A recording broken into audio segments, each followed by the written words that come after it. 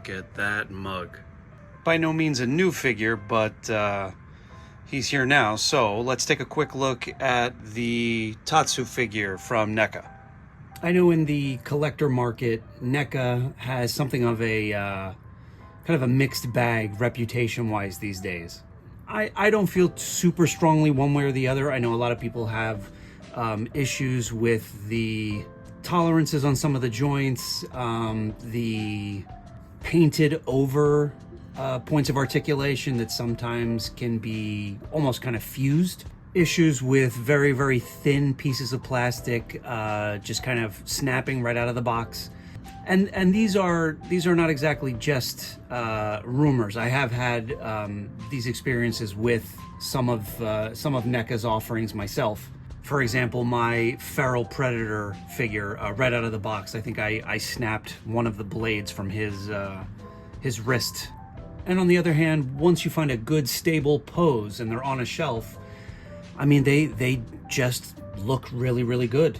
I can't deny that. If you're somebody that collects figures to signify or pay homage to films that are really, really close to your heart, unless you're talking about like Hot Toys or things that are going for like obnoxious amounts of money, NECA is still kind of your best bet. And yeah, I kind of seesaw between both those points of view. But never enough to keep me from totally swearing off NECA's figures, especially when it comes to TMNT stuff. I've said it many times before. I will say it at least one more time, which is that I still think that the original live-action Ninja Turtles movie is far and away the best comic adapted film of all time, and I continue to collect the figures from that particular line. I was not somebody who was like super interested or excited about Tatsu, but I am so close to completing the line. I think I only need to get Danny, and I think one or two of the jumbo-sized turtles left, and then I have the entire line. So that's more than anything else why I picked up this guy here. Just like all the rest, it's a window box with a bad glare. Sorry about that. Fairly cool image of Tatsu. Anyway, let's get him out of the box and see what he's all about.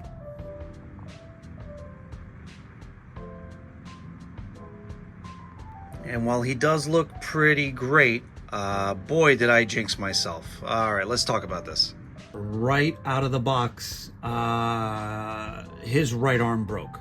Or it was already broke and the packaging was just kind of keeping the arm in place, but it fell right on out.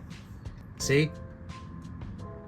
So this is the, honestly, this is the most kind of glaring example of what people are talking about with some of the issues with the construction of NECA figures, because the peg holding the upper arm, or excuse me, the peg holding the elbow joint into the upper arm is not only so small, but it's hollow on top of that. Like, it's just asking to be broken. As I said, my one other experience with a broken NECA piece was partially my own fault, because I was putting too much stress on a small point. This I didn't do anything to. I just opened him up and he was already kind of that right arm was already kind of shattered. So anyway, this is my Tatsu after I've taken him out of the box and glued his arm back on, but I will not be posing or moving that right arm in any way. So first off, like with a lot of what NECA does with their movie-based figures, they really do kind of nail the face sculpt. For something this scale, which I think these guys come in at like 6 inches, that's pretty spot on. I love the grimace. And while I'm not the biggest fan in the world of like the real cloth outfits, I do think it does suit this figure.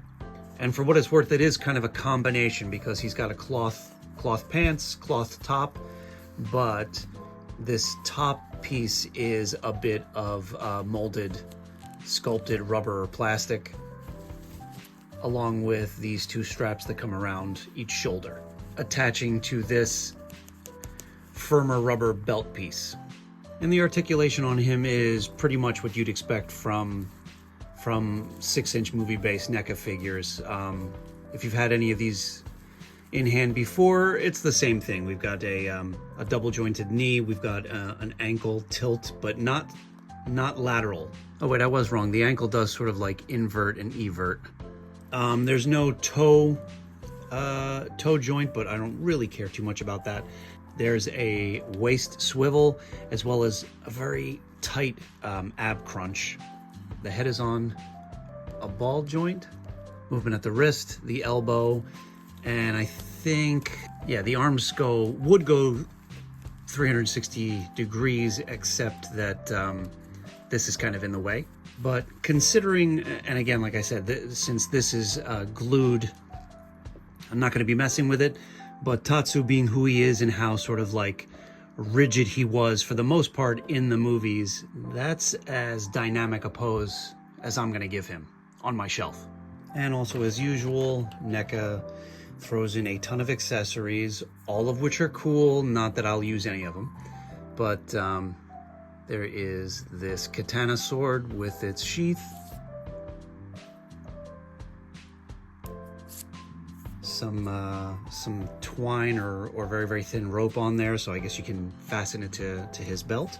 A training sword made of the like the bamboo shoots. There is this folded out fan, which I think Tatsu is pictured as holding in the trading card of him that I have for the original movie card series.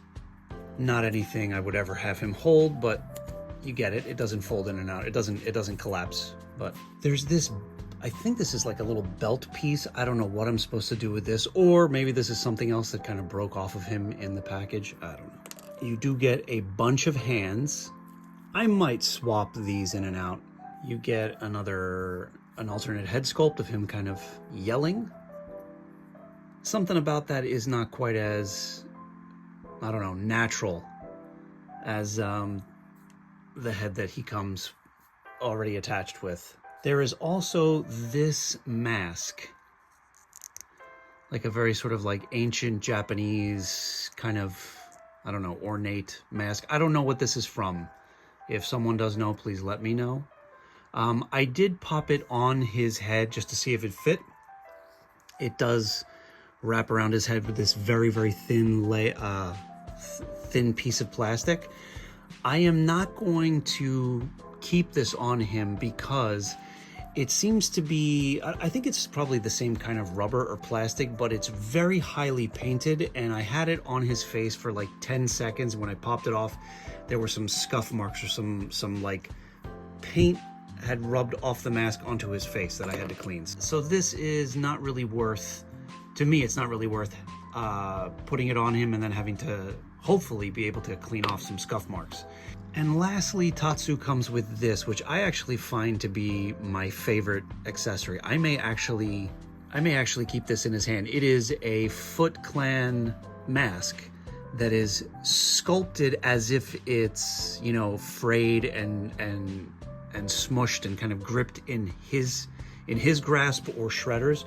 I don't, now that I think about it, I don't remember if Tatsu ever actually holds one of these. I know Shredder in that ceremony in the first movie puts one on his newest foot member. But yeah, I don't know why, but I do feel like there's some value having this. I will probably display him holding onto this in one hand, like so.